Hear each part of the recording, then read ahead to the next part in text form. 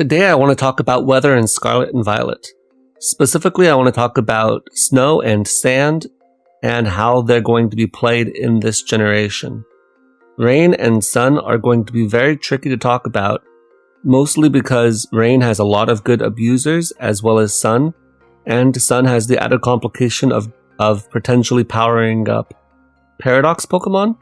So I don't know how sun is going to play or if it will be allowed to be played at all in this generation, at least not in OU. But sand and snow are going to be a completely different beast. And I want to talk about the limitations of those two playstyles today, as well as ways in which I think they could work going forward. The first thing to note is the big elephant in the room, which is snow. Snow used to be called hail, and for those of us who've played Pokemon for some time, we're quite used to talking about hail and hail teams and all the things associated with hail. So if you or I or anybody says hail, we can quickly correct ourselves and say snow so we can get used to it. We don't want to get stuck calling it hail 10 years from now, right? We want to get practicing using the new terminology. But don't feel bad if you accidentally say hail or if I accidentally say hail, because it's a bad habit and old habits die hard. Alright, so the first thing we need to talk about is with snow. How do I set up the snow in this generation? Well, there are only two Pokemon that can set up the snow in any form or fashion that isn't just the move Snowscape. Snowscape is the new move for hail. I don't know why they couldn't have just called it Snowstorm, but either way, hail, of course you could always set up hail before with the Icy Rock manually, but it takes a turn and you don't get any extra value out of that turn. So generally, as with any other weather setter as well, you'd want to have a Pokemon that could automatically set up the hail. Now in the past, this was Aurorus or Vanillix or of course Abomasnow. But in this new generation, the only Pokemon that can set up snow is Abomasnow. Aurorus is not in the game, Vanillix is not in the game, and so now we're just limited down to Abomasnow, and that's it. Technically Snover. If Abomasnow for some reason got banned, you could use Snover in a low tier. But Abomasnow usually ends up in a low tier, so I don't expect you to have that problem. And if it were in a low tier, maybe even that playstyle might be banned because it was so low. Although I don't think so, and we'll see why here in a minute. Now, the other Pokemon that you see on your screen right now is Slowking. Now, Slowking, of course, does not have Snow Warning, so why is it on this screen? Well, Slowking has a move this generation that will allow you to get the snow up with very little drawback while adding value to the turn. And so this move is called Chilly Reception, and it allows you to pivot out and set up the snow at the same time.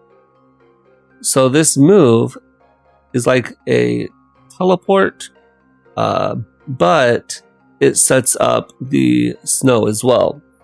It's less of a teleport, more like a parting shot, I suppose. But I will stipulate that because Slowking is so slow, it's basically a teleport, right? You're going to be probably going out last. So you're going to set up the snow with Chilly Reception, and you're going to pivot out. And so that allows you to get into a snow abuser on a predicted switch. Maybe somebody goes into something that would deal with a Galarian Slowking. You use Chilly Reception, you get out of there, and you go into one of your ice types, or into any other Pokemon, it doesn't really matter. And so I think that bears mentioning, because that actually does do something, right? How many Pokemon want Teleport, or Baton Pass, or U-Turn? And so having the ability to pivot like that is value automatically, and being able to set up the hail at the same time, or the snow, is quite good. So that's why we have those two on this list. Even though one of them doesn't have Snow Warning, I just have Snow Warning as the general blanket term for any snow setter.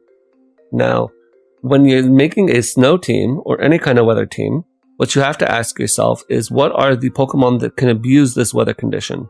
right? There are Pokemon with abilities that specifically allow them to be better than other Pokemon in weather, be it Chlorophyll or Slush Rush or Sand Force and Rain Dish even.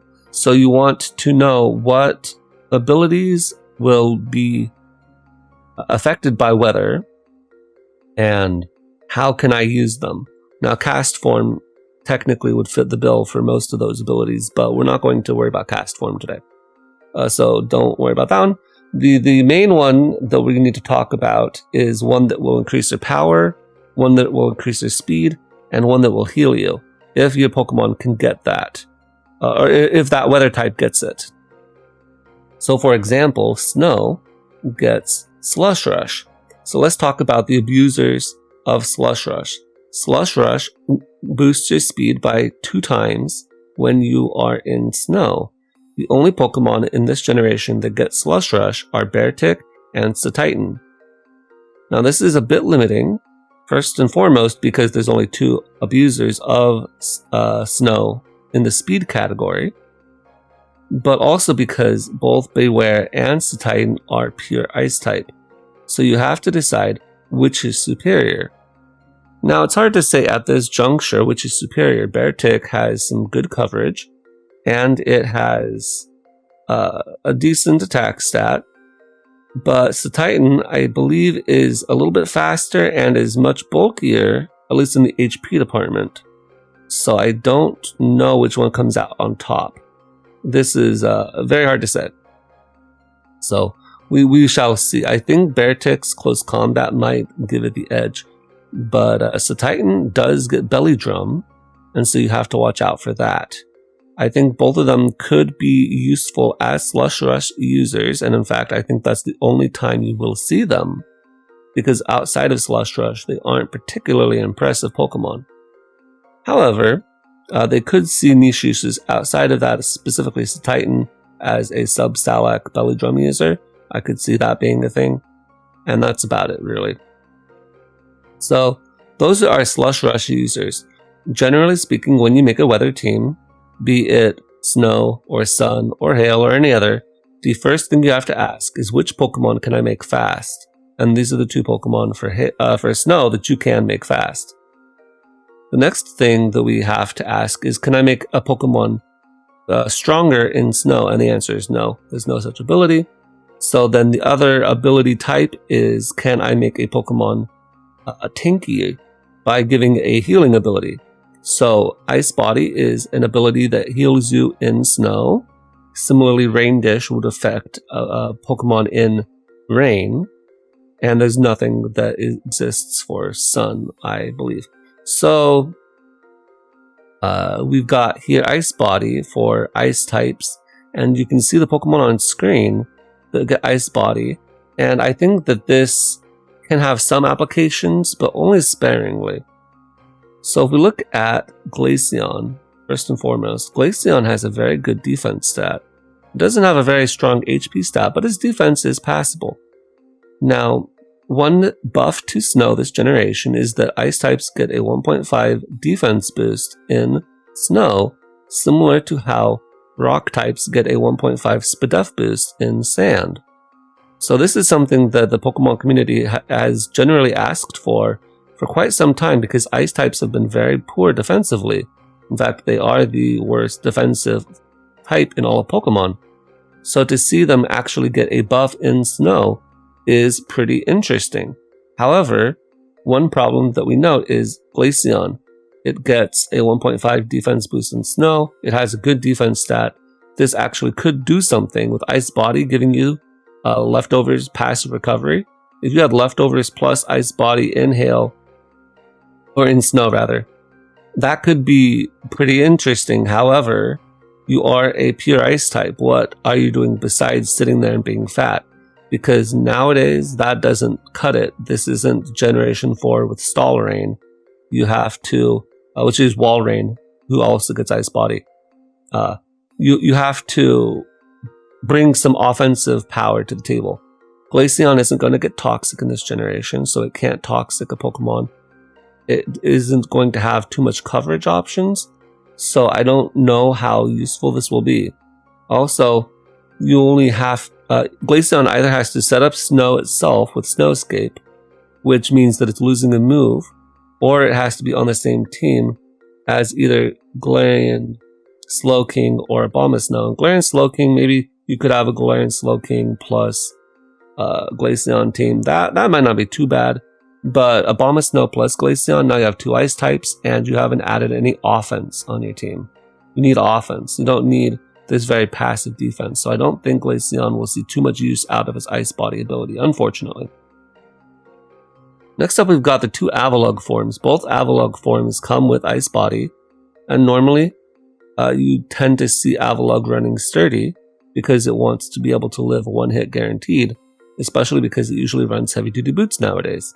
However, Avalugg generally is tanky enough to live any 1 hit without needing Sturdy, especially if it's a physical hit, and you usually are bringing Avalugg in on physical hits. So, because of the 1.5 defense boost in Snow, and Avalugg's incredibly impressive defense stat as it stands, Avalugg actually might not be too bad with Ice Body, giving it the ability to heal passively in Snow while still running heavy-duty boots and having access to any sort of moves that it wants to run. Now it doesn't have to worry necessarily so much about its recovery.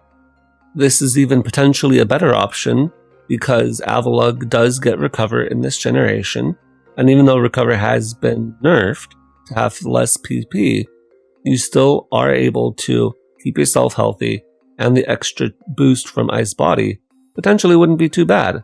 Again, this is of course foregoing Sturdy, but generally speaking, in my experience, Avalugg doesn't really need Sturdy in most situations because you're bringing it in on physical attackers, not special attackers, and so it can get away with running Ice Body. I think this is one where you could see it.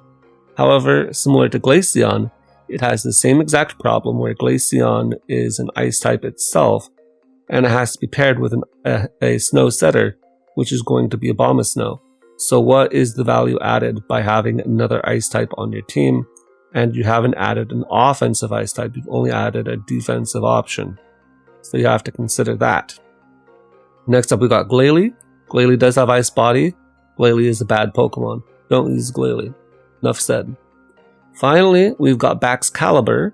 Baxcalibur is the new pseudo-legendary for this generation, and it does get Ice Body. However, this is another Pokemon that won't be using it because it has Thermal Exchange, which is a far superior ability. So you don't really want to be stuck using Ice Body when you could be using Thermal Exchange, so you won't ever see it. Now, Baxcalibur is a Ice type as well that has a secondary typing, thank goodness, and so it could, in theory, add value to a team above what some of these other Ice types would bring. And so, following the rules I laid out above, where what value proposition do you bring to the team? Yeah, Baxcalibur does bring value to the team, but I think it much prefers an offensive ability like Thermal Exchange, which is going to boost its attack when it gets hit by a fire move, right? You want to have something of that nature for an offensive Pokemon. If this were a stally, bulky Pokemon, perhaps I could see an argument to be made for Ice Body, because if it still gets the coverage moves to make it beyond just an Ice attacker, still having that chip or that chip recovery in the Snow wouldn't be too bad. But I think that it just is going to run Thermal Exchange, and so most people won't even think of this as an Ice Body Pokemon. So overall, the only Pokemon on this list that I think really stand a chance are Glaceon and Avalugg. Glaceon will run Ice Body always because it's forced to, because Snowveil is banned, and Avalugg is going to potentially run it, but only if Avalugg is being used at all, and only if Snow is being used at all. And I don't think Snow will be a very common option, and so I think generally Avalugg will prefer to run Sturdy instead. Now I did just mention that Snowveil is banned, or Snowcloak is banned. Now this is something that may be surprising if you're not familiar with Smogon rules, but the last kind of ability that Weather can give you is an evasion boost. And specifically, snow and sand teams do this. And it makes sense. If I'm in a very thick snowstorm or sandstorm, it'll be hard to see things. And these Pokemon cloak themselves in the swirling snow and sand to become more obscured. However, evasion has always been a very trolly ability of Pokemon, right? How many times have you struggled with minimize muck or double team? And it's really annoying, and it's not fun to play against. And if you're playing with it, it all comes down to flipping dice, right? Sometimes you'll win because your opponent will miss all their moves, and sometimes they'll lose because even though you're +6 evasion, your opponent will hit you anyway. So it's not a very skillful ability, and so generally speaking, evasion moves are banned in Smogon competitive play. And so when it comes to today's teams, we're not going to worry about the ones with Snow Cloak and with Sand Veil. We're going to stick to Ice Body, Slush Rush, things like that. Alright, so now I want to go over a potential Snow team. So Snow in this generation, as we've established previously, is going to be limited to Abomasnow and to Galarian Slowking. As a result, I don't think that Hail or Snow teams will see much use in high-level OU competitive play, and it all comes down to how far down in the tier will Abomasnow drop. Where Abomasnow goes, there also will the Snow go. I think Galarian Slowking is going to be a wild card. It depends on where Galarian Slowking falls. It does not have all the tools that it used to have, and so there may be some question as to how low Galarian Slowking will go. I think Galarian Slowking may still be quite good, but at the end of the day, that's all a speculation. So I decided to try to build this team at about the UU level, or what I imagine the UU level might look like in Generation 9. Of course, Abomasnow, generally speaking, has struggled in more recent times to get out of very, very low tiers. But I think in some part that's because there have been far superior hail setters, right? In the past it was hail. So you've got Ninetales that completely invalidated most other hail setters. You had Vanillux, which was faster, and had Aurora Veil that was fast. And then you had Aurora Steven, which had, I think, more useful moves generally than Abomasnow did. Nega Abomasnow wasn't a bad option either, but you didn't have the Icy Rock, and you were a more offensively focused hail setter, and you usually had a secondary hail setter on the team.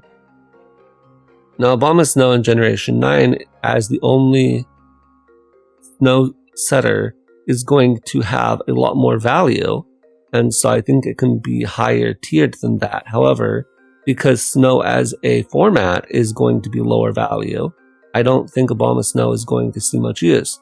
The only reason to use Abomasnow is for the snow. Who uses the snow? As we saw, we only have a couple of Slush Rushers, and that's it. So I don't think that you're going to see much there. The other thing that Hail could do for you in the past was Aurora Veil, but now, if you only have one Pokemon that can set up the snow, and it's a very slow Pokemon, you're not going to be getting very fast Aurora Veils. And so I don't think that that's going to be seeing much use either, at least not until we get DLC and more of these Pokemon come back. So I tried to make this about a UU level. So Abomasnow is on the team, and you can see Titan as well as Galarian Slowking. So Titan is going to be our one and only real snow abuser. It's going to be the only Slush Rush Pokemon. I didn't want to have both Titan and Beware because I feel like having double mono ice Pokemon that are both physical attackers, that are both Slush Rushers, is a little bit redundant. And I felt like using Titan because it is the new Pokemon more so than anything else. And I think that it is technically a little bit more threatening on a hail-centric team, specifically because it is a little bit faster. So that's sort of what I went with there. Now, to augment the snow format, I decided to look at Pokemon that might potentially get access to Blizzard. And so Goodra fit this bill, where if Goodra gets to run Blizzard in Snow, well, now it has a very powerful move that it can spam. Now, Pokemon like Vanillix can set up its own Hail and set up Blizzards at the same time. But Abomasnow, even though it can spam Blizzards in its own Snow, that's the only one. Is there anything else? Well, there aren't that many good Ice types that want to abuse Snow and add value to Abomasnow already. So I decided to go with Pokemon that weren't necessarily Ice types, and so Goodra would be one of them. I also decided to go with Suicune. Suicune could run Blizzard, but I actually think we're going to stick with Ice Beam. I wanted to see if I could get Suicune to do something on a team without having access to Scald. Now that Suicune doesn't have access to Scald, it's going to have to find a new niche, and I think that on a team like this gives the team a secondary angle. Not only are we going to have the Snow part of the team, but we're also going to have a little mini setup Suicune off to the side. And then to help both the Titan and Suicune, we finally have a Light Clay Grimmsnarl. And Grimmsnarl, I think, is going to be a little bit stronger in this generation, and we'll see why here in a second. So to start us off, we've got the Abomasnow. I'm going to give it heavy duty boots because even though Icy Rock would be nice, I don't think you necessarily need to have all the snow turns in the world. I think generally speaking, you would prefer to just have your Abomasnow a little bit healthier in case Stealth Rock go up. However, if you wanted to run Icy Rock on this, that would totally make sense as well. Now this is going to be a more offensive Abomasnow. I don't necessarily think this is going to be the best set, but it's just sort of the one I wanted to try out. Of course, I can't try it out yet, but eventually, once the game comes out, I can build this. We've got Woodhammer as our main form of power, attacking. We could run Blizzard or Icicle Crash or something like that, but I feel like that Woodhammer gives us more value because we already have other ice moves all across the team. We are going to carry Ice Shard, though. Abomasnow definitely likes having priority stab Ice Shard. And we're going to run Earthquake for fire types. You could also run Rock Slide in this slot, I suppose, if you wanted to. It depends on what ends up being in the tier. But you do need something to threaten those fire types. And then finally, we've got Trailblaze. Trailblaze is basically grass type Flame Charge. So it's not very strong, but Abomasnow isn't the fastest Pokemon. But once it gets a Trailblaze boost, now it actually has a decent speed stat and actually is somewhat decently powerful, especially with an adamant nature. So I think a more offensive Abomasnow like this has potential to be its own mini threat. I don't necessarily think that you want to throw out your Snow Setter as an offensive Pokemon to just die in 3 turns after punching holes in a team. However, because the Snow isn't particularly valuable to this team, then I think that it's not necessarily the worst idea either. But we can see how that goes once we finally get to play with this team. Next up, we've got our secondary Snow Setter. We've got the Galarian Slowking. Fortunately, Galarian Slowking still does get Future Sight. It does not get Scald. However, I decided to run Flamethrower and Surf. Flamethrower is specifically for opposing ice types, as well as if we run into some steel types. Steel types also cause a lot of problems for snow teams. And so having Flamethrower on there is really good for Pokemon like Steelix or whatever that may want to come in on the Slowking. And then we've got Surf for fire types as well, because we do want to get those fire types dead as quickly as possible. Finally, we do have the Chilly Reception. Chilly Reception is, of course, the move that's going to set up the snow for us. And so you have to have that here. Alright, so Titan is up next, and this is going to be a Belly Drum Titan. We're running the Citrus Berry with 4 HP EVs to allow us to get the Citrus Berry at 50% exactly. We're going to run a Jolly Nature on this Titan. I think you need a Jolly Nature to be able to outspeed Choice Scarf 110 Pokemon. I don't know if in the UU tier there would be any of those Pokemon, but you can imagine a world where maybe Gengar falls down to this tier, and then there's Choice Scarf Gengar running around, and you don't necessarily want to get outsped just because you're running an Adamant Nature. However, if this Pokemon falls down to maybe a low tier like NU, and Abomasnow happens to be down there as well, and you didn't necessarily tap the Galarian Slowking, then an Adamant Nature definitely would help you with the power department, so definitely try an Adamant Nature as well. Now, Titan does get Liquidation, which is good for fire types.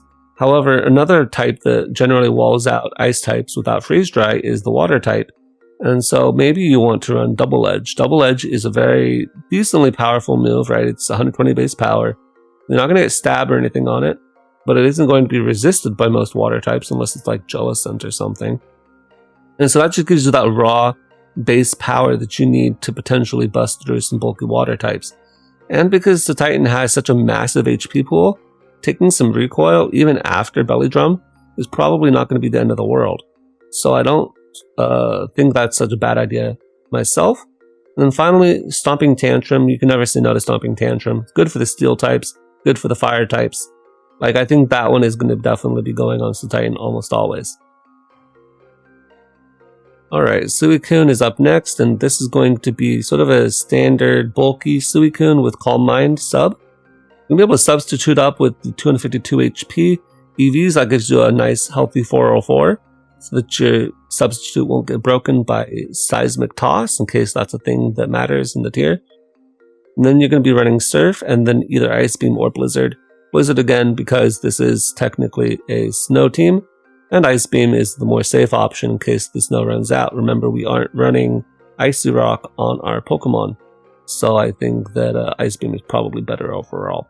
Anyway, this is good to have on the team as a fire type switch-in, and it's also the secondary sweeper for the team. We've got a Choice Scarf Goodra up next. We do want to have some form of speed control on this team outside of Titan, because Titan is not very fast outside of snow, and it's not going to be very reliable that it can get in during the snow. So I think we want to have a Choice Scarf Goodra. And Goodra, as a pseudo-legendary, does have a decent amount of power behind it in the lower tiers, and so Choice Scarf can be run in certain metagames to good success. Now, we're going to run Sap Sipper.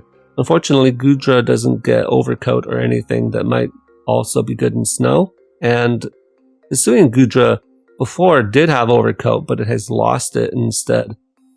So now it doesn't have option for that. Now it has Shell Armor instead. So you don't get Overcoat, so there's no point running Hisuian version of this, unfortunately. Sap Sipper is just a really good ability overall, but you could try Gooey if you wanted, in case you were worried about the speed, and you just needed to sack Goodra, get a last ditch Gooey off, and then go into a Pokemon that can outspeed with the -1 speed drop. That definitely wouldn't be a bad option either. I'm going to run Draco Meteor as our main form of powerful attack, and we have Blizzard, of course, because this is ostensibly a snow team. Flamethrower, because we do need to bust down those steel types. And then finally, you can either put Sludge Bomb for the fairies or Thunderbolt for the bulky waters. That will be up to you. And then finally, we've got the Light Clay Grimmsnarl. Light Clay Grimmsnarl runs some weird EV spreads depending on the tier that it lands in, so the EV spread will be subject to change. But the main idea is to run Spirit Break plus Dual Screens.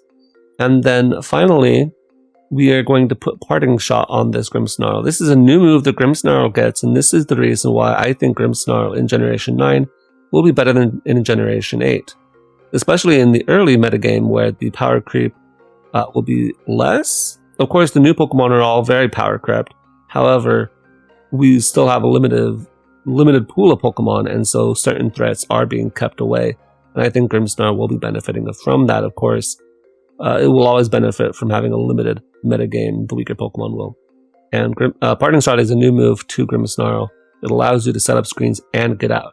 Before, Grimmsnarl had a hard time passing screens to its teammates because it didn't have any pivoting moves. Now that it has a pivoting move, I think this actually is going to be a pretty decent Pokemon. Now, Spirit Break is here over any other option because this is also supposed to be our Dark check. We don't really have any Pokemon to come in on Dark types, and we do have a Slowking, so we do want to have something for that. And so Spirit Break, as our attacking option, does allow us to hit the Dark types more effectively than something like Foul Play would. So that's why we elected to go with that. Anyways, you can see this doesn't end up being very much like a standard Hail team from a previous generation, but that's mostly because we don't really have very many snow abusers. So we're going with a more mixed team where we do have the snow mode, but then we also have the set up the Suicune and Sweep mode. And that's sort of what we decided to go with there. Alright, let's talk about Sand now. So Sand remains functionally similar to how it was before. We still call it Sand, and it still has the Sand Forest, Sand Rush, and Sand Veil users. Once again, we won't be talking about Sand Veil. The setup Pokemon, the Pokemon that set up Sand actually remain quite similar as well. We still have Tyranitar, we still have Hippowdon, and we even have Sandspit Sandaconda. Now, Sandspit Sandaconda usually is not seen much in 6v6 Smogon singles, but actually is very good in Battle Stadium singles 3v3 as a Suicide Stealth Rock set up the Sand lead. So I actually like using Sandaconda there, but generally in Smogon 6v6 I use Hippowdon or Tyranitar. The Pokemon that's missing from this list is Gigalith, and that will affect the lower tier Sand, which is actually, generally speaking, where the traditional Sand teams tend to thrive. But I don't know how Hippowdon will do this generation. Tyranitar, of course, is quite a good Pokemon, and will probably remain good in this generation. However, Hippowdon has traditionally relied on Toxic to be able to stall out bulky Pokemon and to prevent fast Pokemon from setting up. Or offensive Pokemon from setting up, I should say. Now, because Hippowdon doesn't get Toxic in this generation, it won't be able to fulfill that role. And so we'll instead be relying on more just traditional attacking moves, and it won't be quite as high value. I don't think it's going to have enough power to stick around OU, and it'll fall at least to UU. Now, if Hippowdon is in UU, it may stick around there. I could see Hippowdon going down as far as RU, because it doesn't have much difference in power compared to Rhyperior. And at the end of the day, Hippowdon will only be as busted as Sand is busted. Now let's take a look and see how busted Sand is. So Sand Rush is the first ability that we're going to talk about, and only 2 Pokemon get Sand Rush. We're going to have Lycanroc, and we're going to have Houndstone. Houndstone is a new Ghost-type Pokemon that evolves from Greavard, and it's pure Ghost with Sand Rush, which is really interesting. It's sort of like Stoutland in a way, but Stoutland also gets Sand Rush. I don't know why so many dog Pokemon get Sand Rush. At some point, you could probably make a full dog team with nothing but Sand Rush and like 1 Sandsetter. It's sort of weird. I don't get it, but it's cool. And so you got Lycanroc and Houndstone, and those are the only Pokemon that get it. I guess Houndstone is sort of like a skeleton, so I guess it makes sense in that regard. Anyway, these are the only 2 Pokemon that get it, and I think that on any good Sand team, you're probably going to see at least 1, if not both of them. Of course, Tyranitar is a Pokemon that sets up Sand, and so just because you see Tyranitar on a team, it doesn't mean it is a Sand team. Generally speaking, Tyranitar just sets up Sand and does something else besides. But if you're running Hippowdon, if you're running Sandaconda with Sandspit, then you're more of a traditional Sand team. And if you're trying to build something in that traditional style, I think you're going to see these 2 Pokemon on it because it's basically the only options you currently have. Now, Sand Force. Sand Force is an interesting ability because it only boosts types of certain moves, but it does give you a nice power boost when you are using them in Sand. Now, both Dugtrio forms get it, but Dugtrio isn't a very good Pokemon. Technically, you could use Alolan Dugtrio, and Alolan Dugtrio with Sand Force isn't the worst option, but I'm not a big fan of using Dugtrio. Just I feel like in the past, I've used these Pokemon in Sand, and they still fail to pick up KOs, and that's always disappointing to see. So they've let me down too many times. I'm not interested in using them as Sand Force users. Gastrodon is on this list, and some of you might be surprised to know that Gastrodon gets Sand Force because Gastrodon's other abilities are so much superior to it that you would never ever use it. Most Gastrodon run Storm Drain, and then occasionally they run the Sticky Hold, so they don't lose their leftovers. In either case, they're not running Sand Force, so you're not going to be using an offensive Gastrodon on a Sand team. That's just not going to happen. Next up we have Hippowdon, which is a Sand Force user itself, But if you're using Hippowdon on a sand team, it's going to be the sand setter, not the sand abuser. Sometimes I have seen it on like really weird meme teams, but almost universally Hippowdon is the setter, not the abuser. And so the only other Pokemon on this list that could use Sand Force is Landorus Incarnate. But Landorus Incarnate has a better ability to use than Sheer Force. Sheer Force is far superior to Sand Force because it boosts any move that is Sheer Force boosted, not just ground moves. And it doesn't have to be run on a sand team. So out of all of these Pokemon that run Sand Force, the only one I think that would be even slightly viable is Alolan Dugtrio, and that's as far as that goes. So those are your options for Sand Force, and only Alolan Dugtrio is good at all. So similar to how Snow is sort of gutted in Generation 9, I think Sand also is similarly gutted and is not going to be very good, which is why I don't think Hippowdon is going to be a very high value Pokemon. It does have Earthquake, it does get Slack Off, it does get a lot of the moves it did before, but without Toxic, I think it's going to be extremely passive and a lot harder to use properly. It does get Roar, so it does have that option, but I just don't see it. Anyway, let's talk about the team I wanted to build. I'm actually sort of excited about a few of the Pokemon on this team. So we've got Hippowdon as our Sand Setter. I wanted to have this ready for a lower tier, and I don't think Tyranitar will fall down that far. I also don't like Sandaconda as the Sand Setter in 66, like I mentioned before. So this team is going to be revolving purely around Hippowdon's sand abilities. Now, next up we've got Garganacl. Garganacl is not an abuser of sand in the traditional sense, but we do have to remember that all rock types get a 1.5 Speed F boost in sand.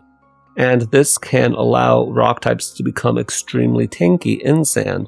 And that's what Garganacl is banking on. And we'll see how that's going to play in a minute. Next up, we've got our two dogs. And those are going to give us a good amount of speed to this team. So we do have a lot of slow Pokemon on the team otherwise. But these two are going to be the fast boys. And they're going to hopefully punch holes in the team. Or set up a late game sweep, depending on the opponent. Next up, we've got Azumarill. Azumarill is here to act as a water resist as well as a fighting resist, both of which we desperately need. And as long as they don't have freeze dry, we should be fine. The main problem here is that we need something that can resist both ice and water, right? Rock types can resist ice but are weak to water. And of course, Hippowdon is weak to both. So I need something that resists both water and ice. The best typing for that is water itself. And so we're going with Azumarill. Finally, we've got Chestnut. Chestnut will help us resist the ground type attacks that otherwise would be really problematic for this team. As well as it's going to give the team some overall support. So, Hippowdon, of course, is going to set the sand. We are going to give this one Smooth Rock, because we do want the sand to be lasting as long as possible. Now, Hippowdon generally runs a more Speed-F set, but a lot of times it can run Fizz-Duff as well. This particular spread here is Speed-F just because that's more of a default set, but you can definitely run Physically Defensive Hippowdon if that's something that you feel like you need. Generally, Hippowdon run a more mixed EV spread that's more specialized to the metagame, but we don't know what that is going to look like, so I just left it Speed-F. We've got Earthquake on this, because of course you do. And Stealth Rock, that is one thing that Hippowdon can still do quite well, is set up Stealth Rock. And we do have Slack Off, even though it has been nerfed, you do still want the ability to keep yourself decently healthy. Then finally, the last move is really going to be up to you. Normally Toxic would be here, but any number of moves can be put here. You can have Crunch, if you so desire. You can have Rock Slide for Pokemon that you can't hit with Earthquake. You can have Fire Fang, Ice Fang, Thunder Fang. I just left it as Fire Fang, but do understand that that includes Ice Fang and Thunder Fang. Thunder Fang usually isn't going to be ran, but Fire Fang is good for grass types, and Ice Fang is good for the flying types. You can also put Roar in this slot in case you're worried about Pokemon setting up on you. So Roar would be an option as well. Next up, we've got Garganacl, and this is one of the Pokemon I'm most excited about in this generation. Garganacl has a really cool ability called Purifying Salt. And Purifying Salt means that you can't get statused and you resist Ghost. That's a fantastic ability. When you combine that with the Speed-F boost from the Sandstorm and a max HP, max Speed-F Pokemon, this Pokemon actually has Hippowdon levels of bulk. They're very similar in how tanky they are. And Garganacl gets Recover, which means it will have some form of longevity. As opposed to Hippowdon, which can get toxic, Garganacl has no such problems because of Purifying Salt. So it can just sit and be fat. Combine that with Iron Defense and Body Press, and all of a sudden we have a Pokemon that can get very powerful while getting tanky with Iron Defense Body Press, cannot get status, has Recovery, and then has the Spadef raise from the sand. Even outside of sand, if you invest in Spadef, by that point you'll be so set up that you should be able to Body Press just about everything. The final move is a bit of a toss-up as well on this Pokemon. You do have to consider Ghost types, which will, of course, not care about your Body Press. You do resist Ghost, however, so they can't really do too much to you either. So that's sort of a stalemate. You do have Earthquake as an option, so if, for instance, Gengar were in the tier, you could Earthquake Gengar. You can run Heavy Slam or Rock Slide. Both of those would be fine as well. It really is up to you. Rock Slide, of course, will be Stab. It's the only Stab option, except for like Stone Edge or whatever. Heavy Slam, you're going to be very heavy. Ghosts are generally light Pokemon, and so I feel like that would also be a quite good option as well. I don't think this gets a Dark type move if I looked at it properly, and so I think these might be some of your better options for the Ghosts. And anything besides that, you should just be Body Pressing, because you're going to be very, very powerful with your max defense once you get it all boosted. So I think this is not a bad Garganacl set. You could also run its signature move, but it's a very slow passive move, and I don't think that's necessarily the best option. Alright, next up, we've got our Sand Abuser, Houndstone. Houndstone is going to be running a Choice Band set. It doesn't really have any good boosting options, and so Choice Band is, I think, what you want for just immediate power. Now, we're going to be running either a Jolly or an Adamant Nature. This is up to you. Houndstone has okay speed, but it doesn't have anything fantastic, and so it comes down to, do you want the power, or do you want to just make sure you're outspeeding everything? And at the end of the day, that comes down to what's in the tier. But I think an Adamant Nature should be okay in a lot of situations. Now, we do have one problem with Houndstone. You have to decide what Ghost move to get it. Now, it has a really interesting move called Last Respects that it gets this. There's a new move this generation. Last Respects does more damage the more Pokemon have fainted. But the problem is that if you want this Pokemon to break early in the game, Last Respects is not going to be very strong because not a lot of Pokemon have died. So if you want immediate power, Last Respects is not going to be your friend. On the other hand, Phantom Force is immediately powerful. However, it is a 2-turn move, and you're going to be wasting your sand turns in the process as well. So you really have to decide what you want to go with here. I think Last Respects generally is going to be better, but that is a serious limitation on Houndstone. That its Ghost Stab, which is its only stab, is pretty hampered in both respects. However, if you do use Last Respects and it's a late game sweep, I think this Pokemon will be very strong because Last Respects is going to be getting quite powerful, and it's coming off a Choice Band, right? So let's say the 3 of your Pokemon have died. Last Respects is now going to be a very powerful move, and you should be able to punch a lot of holes through the rest of your opponent's team, assuming they don't have a normal type. Next up, you have the options between Psychic Fangs and Play Rough. Both of these will help you with the Dark types or Fighting types or whatever other Pokemon that you need to deal with on this team. Now, of course, as a Ghost, you don't care about Fighting types, but remember we have other Pokemon on this team that may have problems with Fighting types like Lycanroc and Garganacl, and so being able to do more damage to those, especially, is quite good. Play Rough, I think, is probably superior in case you have to deal with Pokemon that are going to be like Scrafty or something, right? I don't think Scrafty's in, but just as an example of a Pokemon that would be immune to Psychic Fangs, but you still need to get rid of because it's a Fighting type. So I think Play Rough is probably better, but Psychic Fangs isn't bad either. Stomping Tantrum, just toss that on the team. You want to be able to hit Pokemon that maybe are not coming in on your other ground types, right? Nobody's going to bring in a fire type on Hippowdon. If I have a fire type and I can see it's a sand team, I don't necessarily want to bring it in on any of the standard Pokemon. I can bring it in on Houndstone, though. It can't hit me. Well, now I have Stomping Tantrum, right? And it's just a coverage move. It also helps hit the steel types like Bisharp, in case that ends up in the tier. Then you've got Body Press or Fire Fang in the last slot. Houndstone actually has a very good defense stat, and so having access to Body Press isn't too bad. And you also have Fire Fang as an option. Of course, all the Fangs, like as before, you have all the Fang options, and so that just depends on whatever is in the tier. But of course, most of the time you want to be using Last Respects or Phantom Force. So that'll be Houndstone. Now let's talk about Lycanroc. Lycanroc is a Pokemon that we all understand. We've used it many times in the past, and it has been a staple in Sand teams ever since Generation 7. We're going to run an Adamant Nature on this one. Since we're in the lower tiers, generally speaking, we're not going to have to worry quite as much about speed, but Lycanroc Day Form is not as powerful as you might like. And so having the extra boost from the Adamant Nature, I think, is pretty important. We're also going to give it a Life Orb to boost its power that much more. We're going to give it Stone Edge because this is a Sand team, and so you aren't worried about speed so much.